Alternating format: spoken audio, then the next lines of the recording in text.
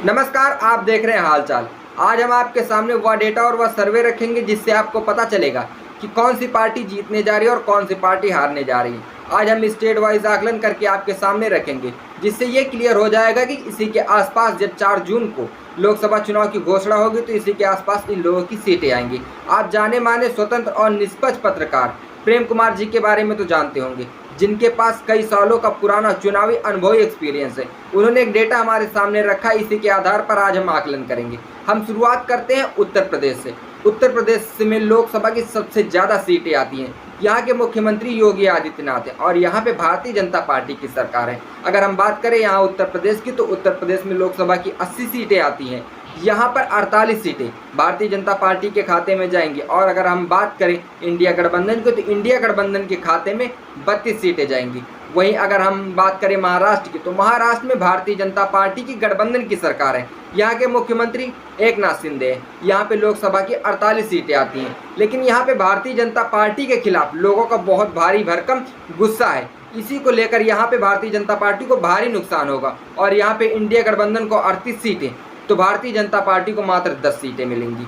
वहीं अगर हम बात करें पश्चिम बंगाल की, तो पश्चिम बंगाल की मुख्यमंत्री ममता बनर्जी हैं। हालांकि अभी इस वक्त वो किसी भी गठबंधन में शामिल नहीं है, लेकिन उन्होंने दावा किया है वो बाहरी तौर से इंडिया गठबंधन को ही सपोर्ट करेंगी। अगर हम बात करें पश्चिम बंगाल की, तो पश्चिम बंगाल में लोकसभा की 42 सीटें आती हैं, जिसमें से 32 सीटें इंडिया गठबंधन के खाते में जाएंगी और 10 सीटें भारतीय जनता पार्टी के खाते में जाएंगी। अब हम बात कर लेते हैं बिहार की। बिहार में भी भारतीय जनता पार्टी की गठबंधन की सरकार है। यहाँ के मुख्यमंत्री नीतीश कुमार है और अगर हम यहाँ की बात करें तो भारतीय जनता पार्टी को 2019 में 40 में से 39 सीटें मिली थी, लेकिन इस बार भारतीय जनता पार्टी को तगड़ा झटका लगेगा। यहाँ पे लोकसभा की 40 सीटें और 40 में से 15 सीटें भारतीय जनता पार्टी के खाते में जाएंगी और 25 सीटें इंडिया गठबंधन के खाते में जाएंगी। उसका कारण यह है कि भारतीय जनता पार्टी ने कई बड़े बड़े वादे किए थे, लेकिन 10 साल में उनने अपने बहुत सारे या लगा लो बहुत ही कम वादे पूरे किए हैं। लेकिन अगर हम बात करें तेजस्वी यादव की, तेजस्वी यादव ने 200 से ज़्यादा अब तक जनसभाएं की हैं। वहीं तेजस्वी यादव ने इतनी सारी नौकरियां दे दी कि युवाओं में इनके प्रति बहुत ही ज़्यादा जोश है। इसी को लेकर यहाँ पे इंडिया गठबंधन को फ़ायदा होगा। वहीं अगर हम बात करें तमिलनाडु की, तो तमिलनाडु में लोकसभा की 39 सीटें हैं। यहाँ के मुख्यमंत्री एम.के. स्टैलिन है। यहाँ पे सबसे ज़्यादा तगड़ा झटका जो लगेगा वो भारतीय जनता पार्टी को लगेगा। यहाँ पे लोकसभा की 39 सीटें और 39 में से 39 सीटें इंडिया गठबंधन के खाते में जाएंगी। अब हम बात कर लेते हैं मध्य प्रदेश की। मध्य प्रदेश के मुख्यमंत्री डॉक्टर मोहन यादव हैं।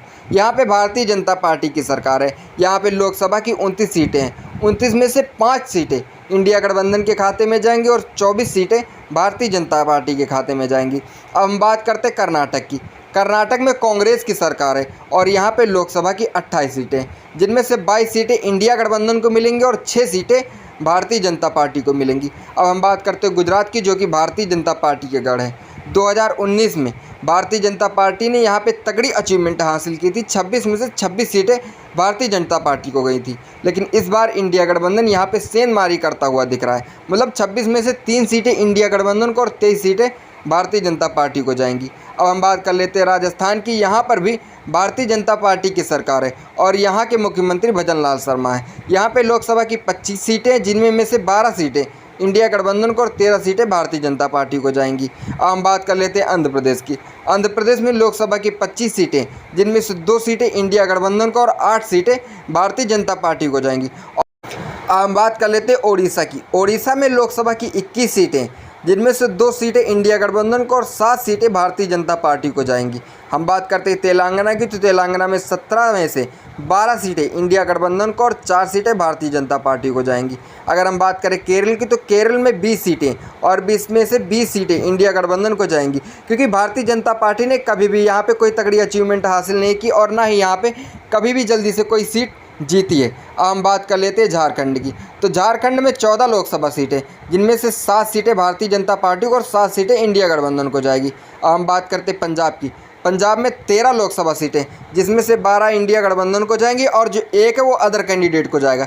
यहाँ पे भारतीय जनता पार्टी को कुछ भी नहीं मिलेगा। अब हम बात करते हैं छत्तीसगढ़ की। छत्तीसगढ़ में 11 लोकसभा सीटें, जिसमें से 5 सीटें इंडिया गठबंधन को और 6 सीटें भारतीय जनता पार्टी को जाएगी। अब अगर हम बात करें हरियाणा की, तो हरियाणा में 9 सीटें इंडिया गठबंधन को जाएंगी और 1 सीट जाएगी भारतीय जनता पार्टी को। अगर हम बात करें उत्तराखंड की तो उत्तराखंड में 5 सीटें, जिनमें से 2 सीटें इंडिया गठबंधन को और 3 सीटें भारतीय जनता पार्टी को जाएगी। वहीं अगर हम बात करें हिमाचल प्रदेश की तो हिमाचल प्रदेश में 4 लोकसभा सीटें, जिनमें से 2 सीटें इंडिया गठबंधन को जाएंगी और 2 सीटें भारतीय जनता पार्टी को जाएंगी। अगर वहीं हम बात करें असम की तो असम में लोकसभा की 14 सीटें हैं, जिनमें से 5 सीटें इंडिया गठबंधन को और 7 सीटें भारतीय जनता पार्टी को जाएंगी। वहीं अगर हम बात करें जम्मू कश्मीर और लद्दाख की, जहां पे 6 सीटें हैं, तो 6 में से 6 सीटें इंडिया गठबंधन को जाएंगी। वहीं अगर हम बात करें दिल्ली की तो दिल्ली में 7 सीटें, जिसमें से 5 सीटें इंडिया गठबंधन को जाएंगी और 2 सीटें भारतीय जनता पार्टी को जाएंगी। वहीं अगर हम बात करें गोवा की तो गोवा में 2 सीटें, जिनमें से 1 सीट इंडिया गठबंधन को और 1 सीट भारतीय जनता पार्टी को जाएगी। वहीं अगर हम बात करें त्रिपुरा की तो त्रिपुरा में इंडिया गठबंधन को कुछ भी नहीं मिलेगा। यहाँ पे 2 सीटें हैं और जिनमें से 2 की 2 सीटें भारतीय जनता पार्टी के खाते में जाएंगी। अगर हम बात करें मेघालय की तो मेघालय में भी 2 सीटें हैं, जो 1 सीट इंडिया गठबंधन के खाते में जाएगी और 1 सीट भारतीय जनता पार्टी के खाते में जाएगी। वहीं अगर हम बात करें अरुणाचल की तो अरुणाचल प्रदेश में 2 सीटें हैं, यहाँ पर भी इंडिया गठबंधन का सफाया होगा और भारतीय जनता पार्टी को 2 सीटें मिलेंगी। वहीं अगर हम बात करें मिजोरम की तो मिजोरम में 1 सीट है जो इंडिया गठबंधन को मिलेगी, भारतीय जनता पार्टी का यहाँ पर सफाया होगा। वहीं अगर हम बात करें नागालैंड की तो नागालैंड में इंडिया गठबंधन को कुछ नहीं मिलेगा, यहाँ पर 1 सीट है और वो सीट मिलेगी भारतीय जनता पार्टी को। वहीं अगर हम बात करें मणिपुर की तो मणिपुर में 2 सीटें और 2 की 2 सीटें इस बार भारतीय जनता पार्टी के खाते में नहीं जाएंगी, क्योंकि भारतीय जनता पार्टी ने इस बार जब मणिपुर जल रहा तो भारतीय जनता पार्टी ने कोई तगड़ा कदम नहीं उठाया, तो यहाँ पे 2 की 2 सीटें इंडिया गठबंधन के खाते में जाएंगी। वहीं अगर हम बात करें सिक्किम की तो सिक्किम में 1 सीट है और इनमें से ना भारतीय जनता पार्टी को कोई सीट जाएगी और न इंडिया गठबंधन को, ये सीट अदर कैंडिडेट को मिलेगी। वहीं अगर हम बात करें पांडुचेरी की तो यहाँ पर 1 सीट है। अगर वही हम बात करें चंडीगढ़ की तो यहाँ पर भी 1 सीट है। अगर हम बात करें दादर नगर हवेली की तो यहाँ पर भी 1 सीट है। और अगर हम बात करें दमन एंड दीव की, यहाँ पर भी 1 सीट है। और अगर हम बात करें लक्षद्वीप की तो यहाँ पर भी 1 सीट है। तो इन सारे जगहों से सारी की सारी सीटें इंडिया गठबंधन को जाएंगी। वहीं अगर हम बात करें अंडमान की तो यहाँ पर भी 1 सीट है जो भारतीय जनता पार्टी के खाते में जाएगी। अगर हम टोटल करके देखें तो इंडिया गठबंधन के खाते में 307 सीटें और भारतीय जनता पार्टी के खाते में मात्र 204 सीटें जाती हैं। दोस्तों, इस आकलन के बारे में आपका क्या कहना है? कमेंट बॉक्स में कमेंट करके जरूर बताइए। देखते रहिए हाल चाल। जय हिंद।